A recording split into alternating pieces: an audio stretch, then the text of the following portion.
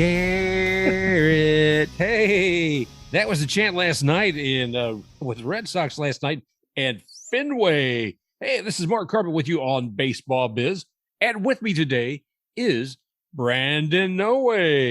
Hey, Brandon, how you doing, buddy? I'm good. It's nice to be back, Mark, and we're almost there to where we can preview our Padres Mets NLCS that we were wanting back in February. Hey, I'm telling you, man, it's good to hear but you're back. I didn't know. I know since you're at, what is it, Sports Blitz Pod? Yes, it is at Sports Blitz Pod on Twitter. You can follow me there. Okay, so folks, if you're wondering where Brandon is, he covers all the sports. Where you been, man? What's going on? I mean, were you on suspension? What was happening? Yeah, Mark had to throw me off the show because I said something. I don't remember what it was, but got a little out of order myself. And Yeah. I'm just kidding. I had stuff I had to take care with away from the show with school and life stuff. And Mark, I appreciate you letting me take the time to do that. But hey, I'm back for the postseason. Yeah, those salacious comments, man, they just weren't, what can I tell you? But man, I tell you what, I mean, you and I both big Rays fans. Here we are, been watching everything coming up with the American League. And this past weekend was exciting. I can't speak for you, but here I was looking for a world of chaos. I'm looking there and saying, well, what's going to happen next? Will there be a game 163? Who all can potentially be in a wild card? Okay, we got Yankees, yes. We got Boston, yes. We've got Toronto, yes. We've got Seattle Mariners, yes. All of those were viable candidates for a wild card game, and yet, only two could be there. So, what were you watching this craziness? What did you think? Oh yeah, I was rooting for chaos the whole way, mostly because it increased the chances of the Yankees and Red Sox possibly being left out of the playoffs. But we unfortunately didn't get that. But it still was very exciting to watch. And the Saturday game with the Rays, I listened to a little bit of what CC Sabathia had to say, is that they were just having fun going in there in a game that they didn't need and whooping up on the Yankees. And it was a game I didn't even know was on until 7 o'clock that night when it was already done. Oh, yeah, it's amazing how some of those games don't get enough marketing attention. I think the Rays took all three of those games in that series very seriously. Even in the last game, we saw Kevin Cash kind of mixing up some of the pitching, bringing in Shane I think he had Luis Patino in there and a few others, and that was a very low scoring game. Yeah, very low scoring. Unfortunately, it didn't work in the Rays' favor, but Yankees fans celebrated like it was their last win of the year. Indeed. I thought they had won a division or something with all the celebration, but that's okay. That's okay. Anyway, all that aside, my heart goes out to Toronto. I truly would have liked to seen a Toronto Blue Jays Seattle Mariners game, but it wasn't in the cards. So here we go. So we had those two teams coming up, Boston and New York, and they're going to be playing the one wild card game. You've got one chance, boys and girls, to win this or lose it. And who gets field advantage? Fenway. Last year, their home advantage was kind of, weak at best because, well, there wasn't much of a crowd, eh? Yeah, and there wasn't even a home field in the playoffs because nobody played at home. Yeah, that was a strange thing. So comparing anything from last year is strange. But when you're in Fenway, that fandom, that's absolutely insane there, man. They're crazy. They're nuts. Yeah, the atmosphere there looked amazing, and the atmosphere all around sports and college and pro this year has really taken a step up just because, I mean, you had a year away from all of this and fans are just ready to let loose with their team. Well, absolutely. And when you're talking about two of the biggest rivals, maybe across all the sports that I can think of, Yankees and Red Sox, there's a lot of teams that say, hey, we've got a strong rivalry. But when you talk about Yankees and Red Sox, there's nothing like it. And sometimes it's a little bit scary.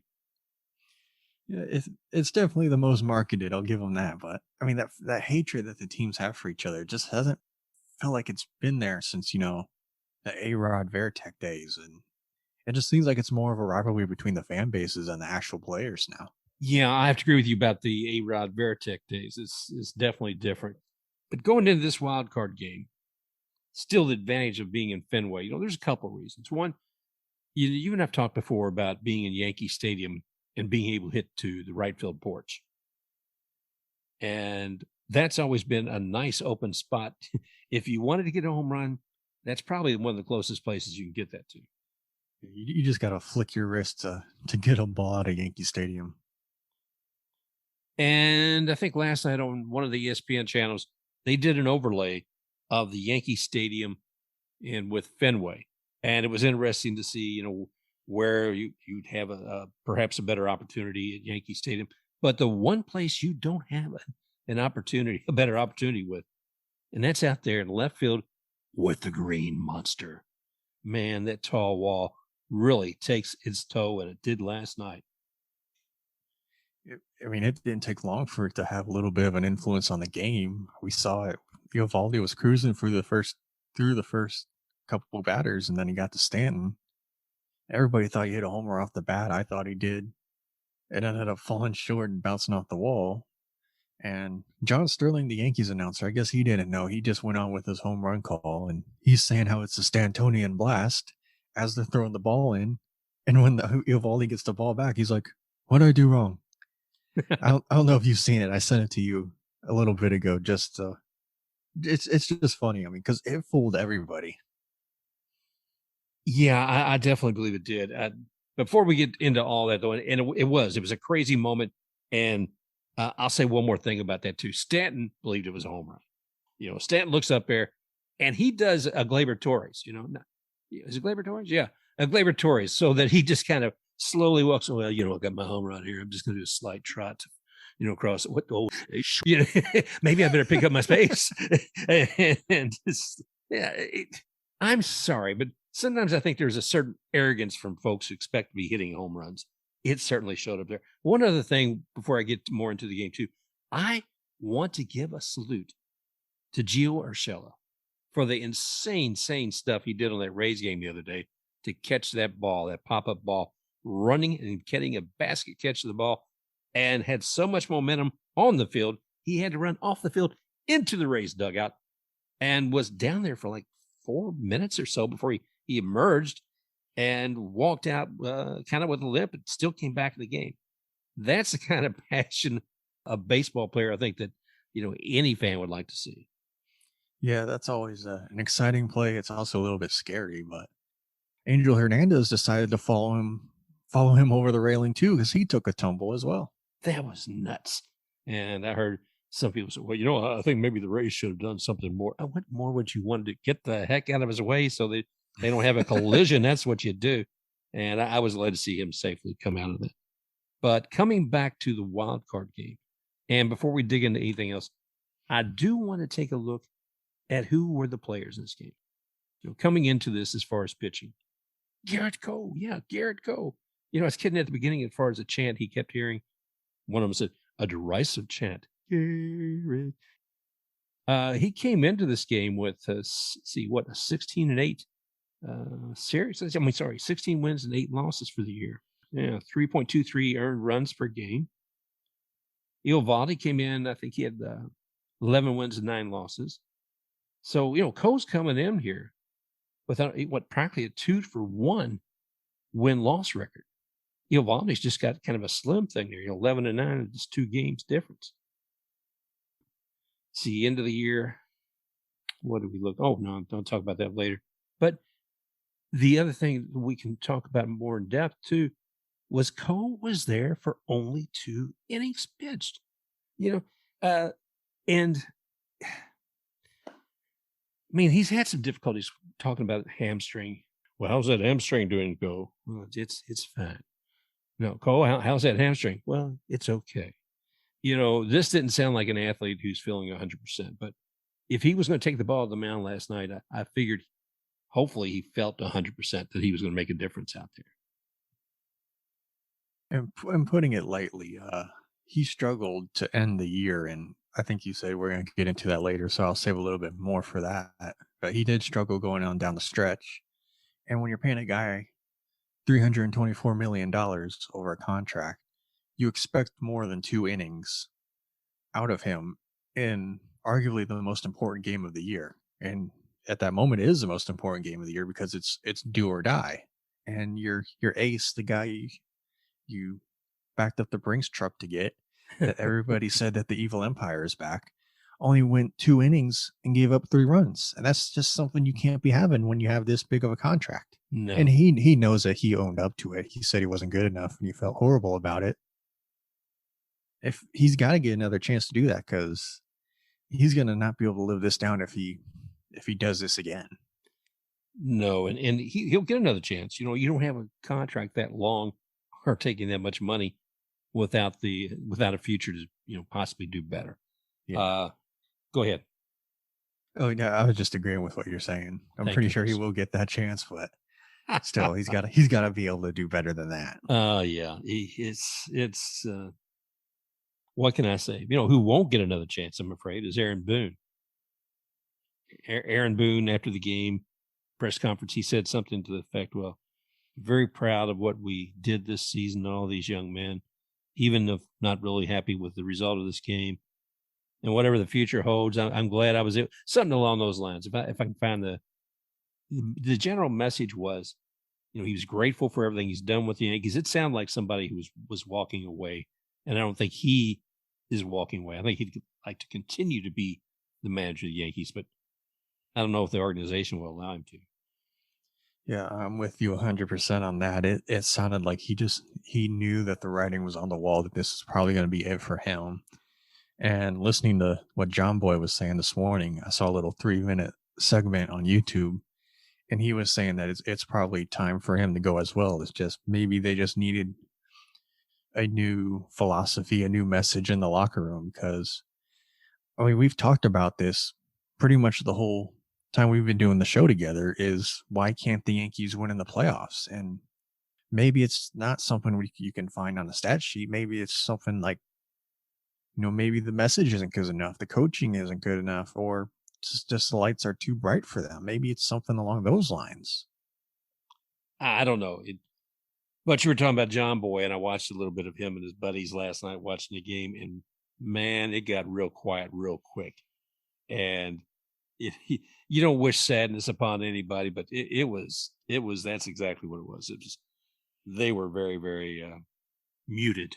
I'll say that again. Yeah, and which is strange and odd for them. But we'll see what happens. It's just that if you're paying folks that much money, you expect certain things as well. You should. And sometimes fates are fickle. Sometimes, and there were injuries too, Brandon. Let's face up to that. DJ LeMahieu, if he'd been there last night, would have made a difference. Yes. JD Martinez, if he'd been there for the Red Sox last night, would he have made a difference? Yes. But I think the greater difference probably would have came from DJ LeMahieu. Yeah, they showed a graphic in the pregame show about LeMahieu with and not in the Yankee. How would you say that? They showed a graphic pregame with the Yankee stats with and without him in the lineup, and I believe they were like 500 without him, and they were scoring a whole run less without him in the lineup. So that's a big difference for one guy. And I don't know if it would have been the difference in winning or losing last night, but it definitely didn't help that he wasn't in there. Did I misunderstand you? I thought you said they scored a run less with him in the lineup. No, they scored a run less without him in the lineup. Oh, okay, good. Okay. I confused myself there in the beginning. No, I like to walk in circles. I say I like to walk in circles, so I wasn't sure. Okay, all right, yeah. So that made a difference, and we're going to start going back. We're going to go into the game and take a look a little bit inning per inning, at least the pivotal moments of what took place, and then we can to dig into each one of them if you like, Brandon. Hang on here. All right, top of the first, Nate Eovaldi, former Tampa Bay Ray, takes the mound. He's gotten to the point where there's 2 outs. And who comes to base? Who comes up to the plate? Giancarlo Stanton. And he is always dangerous. Now he comes up there and he hits the ball. And we talked about this moment. It looked like a home run. It was headed up there to the Green Monster. And it actually hit probably within inches of the top of the Green Monster. But it didn't. And again, Stanton, he's kind of doing that poise. Oh, look at that. It's going out. Oh, gosh, it's not. And yeah, the home run trot becomes a fast run. And I believe would he get to first or second? It was only a single. A single. So he only got single on that. He's like, you got to be kidding me. Wow. It was just that kind of night for them. Yeah. And then, the bottom of the first, we talked about this earlier. Gerrit Cole just was a disastrous night for him. And I don't wish that kind of night on anybody. It was the bottom, I think, of the first. He had a couple people he'd been pitched to, then he pitched to. And then Xander Bogaerts came up. Bam. He was at a 2-1 count and hit a home run. It's like the 6th home run that Cole's allowed at Fenway in 17 innings that he's pitched. That's not very good. No. And suddenly there you are at bottom of the first with 2 RBIs on the board. There's 2 runs on the board thanks to Xander Bogaerts, and you might say thanks to Cole. I don't know. It's funny how in the first inning, both pitchers started out the same. They set the first 2 guys down pretty easily, and I believe Cole did it on 3 pitches. Yeah. And then the third guy got on base. Stanton almost was a homer, but it turned out to be a single. And then Devers got on base. I believe, was it a walk that he got on? And then Bogaerts led off with back that up with a homer. I forgot how to speak in my last month. It's funny, they both had like the same start, and they looked in control, and then it just seemed to unravel really quickly for Cole. Even though he did only give up 3 runs, it wasn't pretty at all after that. No, he gave up 3 runs, and he had 2 walks. Gerrit Cole recognizes that it didn't work today. It isn't going well, and the cameras are on him, and he says, I'm done.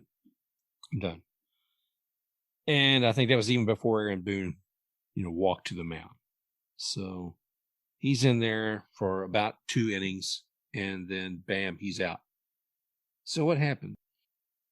And like you were saying, Mark, after he said that to his catcher that he was done, he gave up a solo shot to Schwarber, and I believe he was pulled right after that. So that ended his night in the season ultimately, which is the right move from Boone. You don't have the time and luxury of saying he's just having a slow start. He needs to find his groove when there's possibly only 6 innings left in your season. Yeah. So this is your ace. He's there 2 innings pitch, M plus, 4 hits, 3 earned runs, 2 walks, and 3 strikeouts. Ouch. And only 50 pitches. Oh, or I say only, but he threw 50 pitches in 2 innings. Yeah, my gosh, brother. I mean, that hurts. And I know emotionally, mentally, it has to hurt him as well. But after Gerrit Cole left, they brought Clay Holmes up for a couple innings. And actually, I thought things would get better. He wasn't looking too bad out there. Yeah, he was really efficient. He came in, he got the quick double play to get him out of the inning. Next inning, or he went 2 innings. He looked really good. Only gave up a hit and 1 strikeout and threw 16 pitches. So he was arguably their best pitcher all night. I know. I felt a little bit like how I did when I watched Cash pull Snell last year. I thought, wait a minute, this guy's got it. Why are you pulling him? What's going on here? Are you trying to save him for some future game that you hope to win? Well, seriously, man, I'm looking at that. And it doesn't make sense to me. I mean, the Snell thing may be an exaggeration to look at it from there. But when you're looking at somebody who's let's see, 6 innings pitched, 1 hit, no earned runs, no walks, and 1 strikeout. That's damn good. I mean, my only thinking is he has to be a long relief pitcher, or at least he can go long innings, because it doesn't make sense in the 3rd inning to put in a shorter relief guy like a setup man that can only throw maybe 20, 25 pitches. Wouldn't you want to have your guy come in? You see, he was working really good. He only gave up 1 hit over the 2 innings, and he was very efficient. I think you'd want to keep him in as long as you can, unless, because they brought in Severino after that, maybe they were hoping he would be an innings eater, but that didn't work out. No, but Clay Holmes, I think he was keeping the ball low, and the Yankees actually got a double play out of it. Let's see what in the 3rd, I think, with him too. Anyway, well, so it gets crazy and crazier and crazier. If we look at all the pitchers that the Yankees put up there, the last four pitchers: Clay Holmes, Luis Severino, Jonathan Lasagna. I'll say that right. How do you say Jonathan Lasagna? Well, or as John Boy says, lasagna. Chad Green. I like lasagna. Yeah, that's what Billy does too. So they follow Cole with 6 innings, and during those 6 innings, they have, let's see, 6 strikeouts. It's not bad. But then they have 3 earned runs, 5 walks, and 3 hits. Ouch. That's not a good outing, and people were talking up this Yankee pitching rotation. They didn't show up last night. I know the starters were apparently their strength, but they kind of faltered a little bit down the stretch, and that was led by Cole. And last night they did nothing to help their case. I mean, you said 5 strikeouts from their bullpen guys, and they had a total of 7. That's not going to win you games, especially when nobody except the one guy you only let throw 16 pitches is getting guys out quickly and efficiently. Well, yeah, I'm sorry, but you're absolutely right. I'm sitting here and I'm thinking, I've been hearing everybody say bullpen, bullpen, bullpen. Yankees got a strong bullpen, and it was an okay bullpen. I thought Holmes brought it, and the others not so much. If we look at what the Red Sox had with their bullpen, let's see, you got 4 more came in after after Nate Eovaldi, and you had Braxler, let's see, Tanner Houck, Robles, and Whitlock. And between them, they have, let's see. Oh, so Nate had actually pitched for about 6 in the 3rd inning, I believe. And 5 in the 3rd. 5 in the 3rd. Thank you very much. So Nate had pitched 5 in the 3rd innings. And the bullpen that came in behind him, they had 3 strikeouts, 2 hits, 1 earned run, and 0 walks.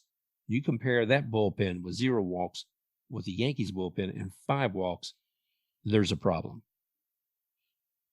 Yeah, the bullpen for the Red Sox definitely stepped up and did their job. Now, I will say this: it could have been a little bit differently if it wasn't for that perfect relay. I believe it was in the 6th inning to nail Judge at home. I mean, the inning or game could have been completely different if that relay wasn't executed perfectly, and they ended up bringing in a run. Well, let's talk about the top of the 6th. So we started out with a home run from Anthony Rizzo. And then, let's see, later Judge gets to, was it a double? No, I believe it was a single. He tried scoring from first. Okay. So, yeah, okay. So Judge is at first. Okay, he's got a single. Even more of a challenge. But then coming up behind him, we got Mr. Stanton. Mr. I can hit the monster wall. And he does. But again, it looks like this could be a home run. Everybody's getting excited about it. Bottom of the 6th, and everybody's getting excited about it. It's top of the 6th, and I think there was only 1 out. Stanton hits that ball, and man, oh man, everybody gets excited. And Judge is coming from first. He hits second. He's going to third, and their third base Yankees coach, with a little caution, starts to wave Judge home. And that was like, what are you freaking doing, man? What are you doing? You've only got 1 out. I think Joey Gallo may have been next up to bat after that. He's not Anthony Rizzo, but he's good. And you've got 2 potential outs. So why would you go ahead and put Judge at risk? Because then he got thrown out at home. And that was beautiful. I got to say, that was one of the most beautiful plays I've ever seen. Because when Stanton did hit that ball, it actually went out to, I think, was it center field. And then Kike Hernandez got it. So Hernandez picks it up. He fires it off on a bounce pitch to Bogarts. Bogarts gets it, throws it into home, and Judge is gone. Judge is out. Wow. I feel like I'm kind of conflicted on this. I mean, hindsight 2020, it's obviously better that he would have held him up at third.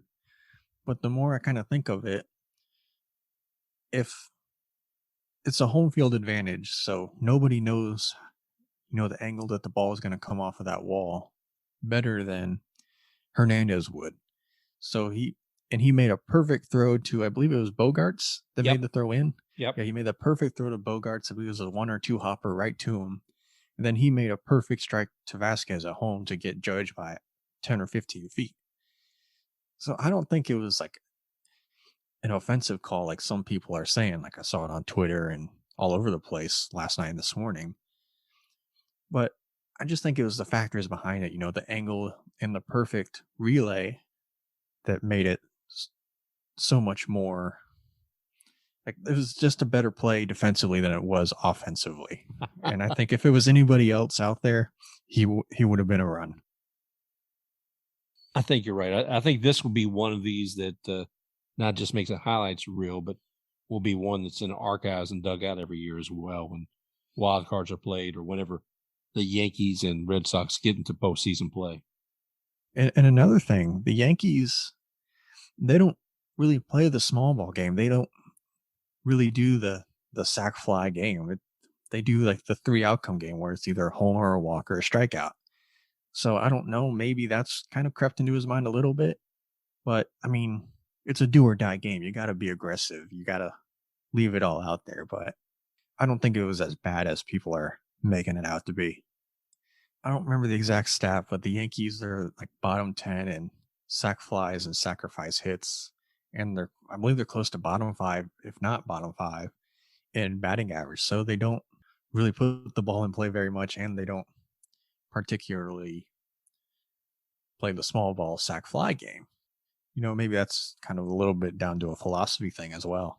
Yeah, and that may be yet another reason why the Yankees may be looking at somebody else besides Aaron Boone in the future.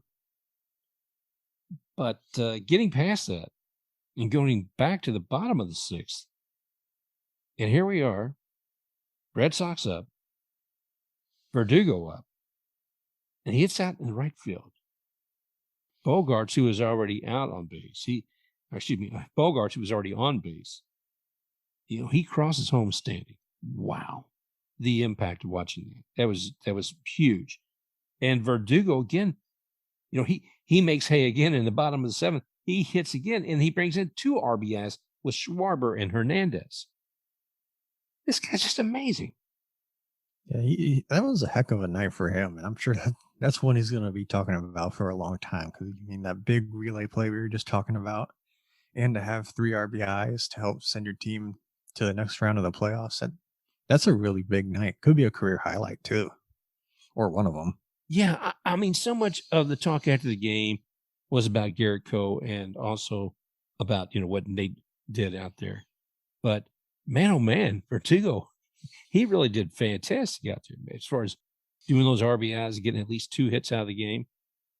I'm going to pause here for a moment and reflect, have a Rays reflection moment. Who was that lineup last night? Former Ray Nate Eovaldi, and the guy who caught the last. Where am I? The guy who caught the last fly ball of the game for the Red Sox. He caught that. Let's see who. Gleyber Torres hit out there to right field, and another Ray, Hunter Renfroe, caught that. And second base was being played by another former Ray, Christian Arroyo. So that's my Rays reflection. Yeah, it's good to see them having success, especially Arroyo and Renfroe, who really, they just couldn't seem to get comfortable here. And Eovaldi, I've said it on here before, and I've told it to you off air multiple times. He's somebody I wish was still here in a Rays uniform, especially this year, but he moved on, and ultimately I guess it was the best for him because he's been really good ever since going back to Boston. It's amazing to see what happens with a lot of these players. As a matter of fact, on a recent Baseball Biz, had Matt Germain on here as a guest, and Matt he's so knowledgeable about the Rays. He and I were talking about how you can find Eric Neander's fingerprints everywhere across MLB. And, these guys are part of that. Man, oh man. We've got a lot of talent coming up here with the Rays. Room has to be made for them. I don't know what to tell you but that. Yep. It's the good with the bad. But getting back to the game, bouncing back and forth like a Super Bowl. Yeah. So Verdugo brought in those extra runs. And then you're saying, oh my gosh, here we are, bottom of the seventh.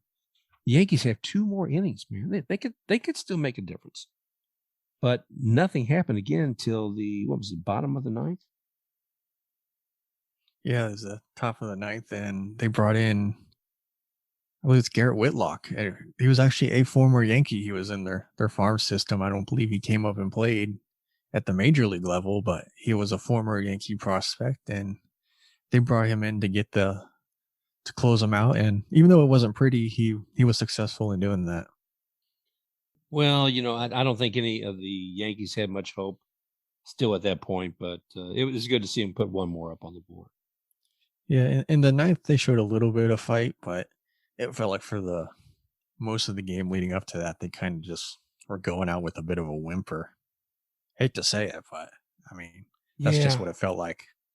Well, I know Alex Cora and his boys are happy people, as well they should be. And it was a good game. It was fun to watch. It was a little sad to watch, too, if you're a Yankee and seeing what happened with Gerrit Cole. Don't know what next year will look like. I think that maybe they will be under new leadership as management. Now we've got the Red Sox are going to have to face the Rays here this week here in Tampa. And if you're trying to watch these games at home, I'm going to give you a quick rundown too on the TV schedules. So today, Wednesday, wild card between Cardinals and Dodgers. Let's see the first pitch, Eastern time, 8:10, and that's going to be on TBS. The Thursday, October 7th, Game 1, White Sox and Astros. That's going to be at 4:07 Eastern, and then Game 1. That's going to be Red Sox and Rays. It's 8:07 p.m. Friday, you're going to find, I won't read the whole list, but what you're going to find is TBS is going to, most of them, there's 1 or 2 that are on just the Major League MLB network. Others that there's 1 or 2 on Fox Sports 1. But a lot of good games coming up, a lot of exciting stuff. But today on Wednesday, you're going to again find the National League wild card on TBS.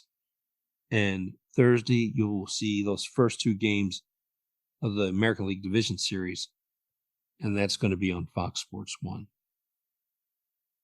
I have maybe it's a little bit of a ridiculous opinion, but wouldn't you, why would you want to put your primetime American League game starting at 8:07 when on Thursday nights we have Thursday night football going on?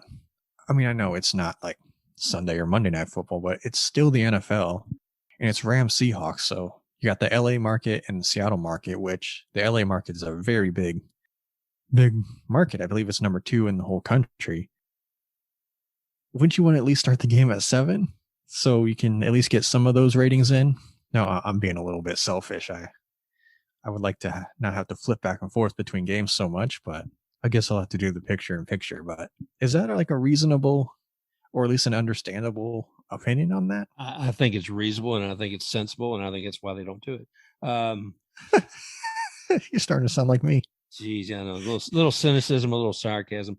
But yeah, okay, you got LD. The first game, you got White Sox and Astros. You're looking at Central and West, okay? They're the first game. The second game, 8 o'clock, is Eastern, and that's 8 o'clock. What the hey? Yeah, that's just goofy. I don't know what they're trying to do with that. I have no idea what their sensibilities were on that. And it looks like most of the other series most of the other games start at 7 until you get to Sunday night, going up against Sunday Night Football, one of the most popular shows on TV in all the world. You're going to have a potential elimination game in Astros White Sox starting at 8 o'clock going up against kickoff. But maybe this is like people like, oh, I don't care, I'm going to watch baseball anyway, this is a baseball podcast. But I mean, that's just something I look at because I mean, like ratings and scheduling, it does fascinate me, and I'd like to think you'd want to go avoid the NFL as much as possible. I know I would. But it's seriously, I know there's other sports out there, and God knows NFL has just wedged itself above. And I look at ESPN, so they don't really get much when it comes to, outside of last night's wild card game. They're not participating in any of these broadcasts because I guess they just get the rights or whatever. So not surprisingly, you don't see anywhere near the amount of coverage like on ESPN about these games or about these teams. What was it? Stephen A was on this morning, and I think he screamed for about a minute and a half about, the Yankees losing. And after he got done screaming, they were talking about Kyrie, and I wasn't sure if they were saying Kyrie couldn't attend the next game because, COVID or whatever.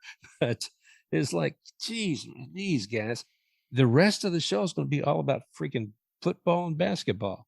And what kind of basketball is going on anyway now? I don't know. Preseason. There you go. Jeez, Pete. I don't know.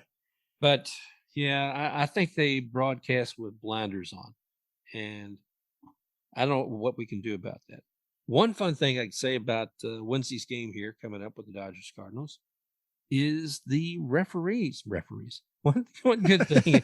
Jeez, Brandon, I'm all over. You got football on your mind. I'm all over the place, yeah. But one of the good things I can say about Wednesday's wild card game coming up here with the Dodgers and Cardinals is the umpires. They add a position in the postseason games, but one of those positions is dominated by a historical figure himself, and behind the plate, Joe West, or as you say, Country Joe West. That's right. Yeah, I think this will be the last year he graces us with his presence, but we always know there's Angel Hernandez to look forward to. I might get you a Country Joe West album for Christmas. Oh, thank you very much. I appreciate that. You're very welcome.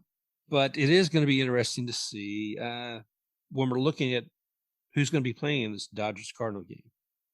And I think there's going to be a couple of old pros on the mound who's going to be there. And kind of leading everything off, it's going to be a couple of veterans. Got a couple old guys out there on the mound. It looks like it's going to be Max Scherzer.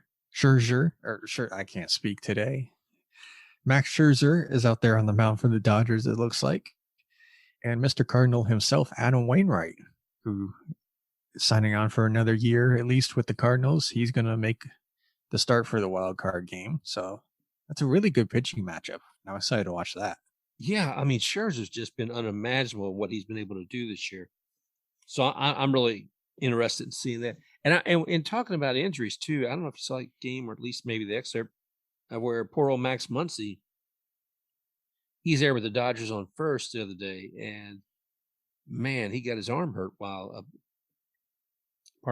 he got his arm hurt while a runner was coming up on first and got it that wedge. Who else is going to be out? I'm trying to think. Seemed like there was somebody else on the Kershaw is out. I know that. Kershaw. Oh yeah, Kershaw. Well, in getting into the national wild card, I mean, this was something else. It wasn't necessarily game 163, but I'm trying to say, once, you and I talked earlier on about the National League, and I thought San Diego had a chance. At the very beginning of the year, I thought San Diego had a chance. But they have not gone in the right direction with that as far as winning for some time.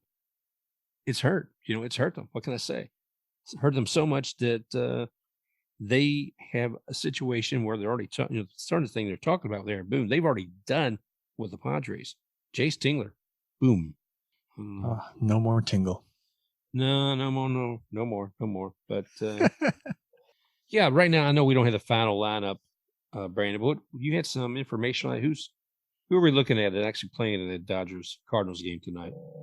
Yeah, this is from an article you sent me by Juan Toribio and Zachary Silver. And Toribio did good work with the Rays here for a while, many years ago.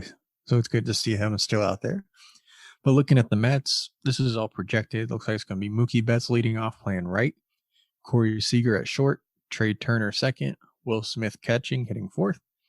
Justin Turner hitting fifth, playing third. A.J. Pollock out in left. Chris Taylor in center. Cody Bellinger at first. And Max Scherzer batting ninth, and he'll be the starting pitcher. And for the Cardinals, leading off, you have Tommy Edman playing second base. Paul Goldschmidt at first. Tyler O'Neill left, Nolan Arenado at third, Dylan Carson in right, Yadier Molina playing catcher, Edmund Sosa at short, Harrison Bader in center, and Adam Wainwright batting ninth and starting. Wow. And, you look at either one of those teams, and it's just amazing. I had Matt Germain, I was talking about him earlier, I had him on the other day. And one of the things he says, Mark, I don't want to see the Dodgers there. I really don't. And he says, they buy their team. And they did. Of course, you could say maybe I would have thought the Yankees did as well, but they didn't have the good fortune that they were looking for with that.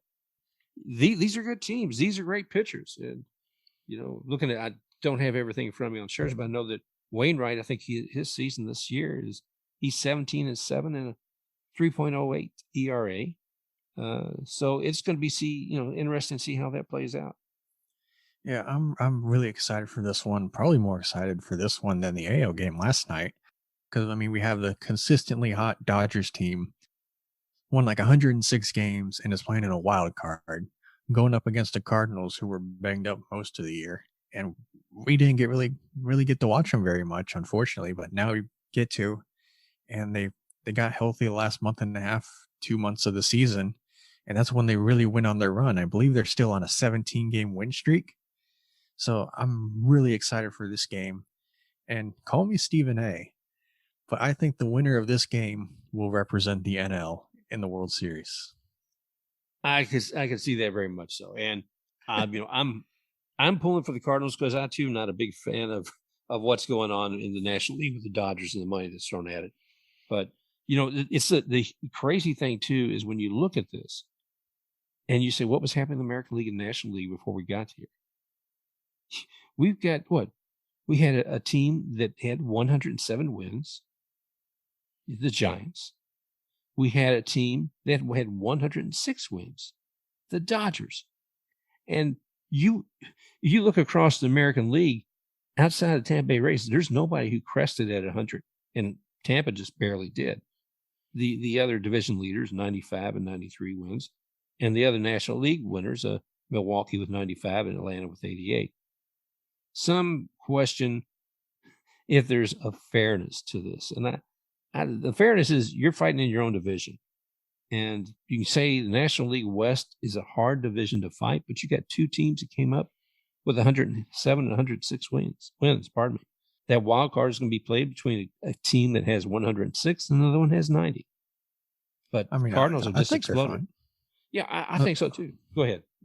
I apologize for interrupting you, but I'm fine with what they do.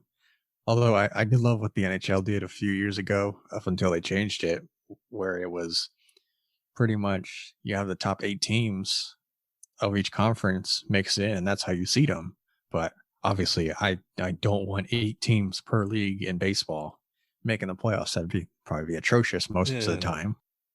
But I think this is fun. You have 162 games, and so you really can't complain too much because you play each other a million times. It feels like you're playing each other every week. So if you want the home field advantage, if you want to not have to play in the wild card game, you have to beat the other team that is good. So, I'm perfectly fine with the current system. I don't think it's going to change. And likewise myself, sometimes I think maybe there should be a 3-game wild card, but the excitement that came from last night just couldn't be matched.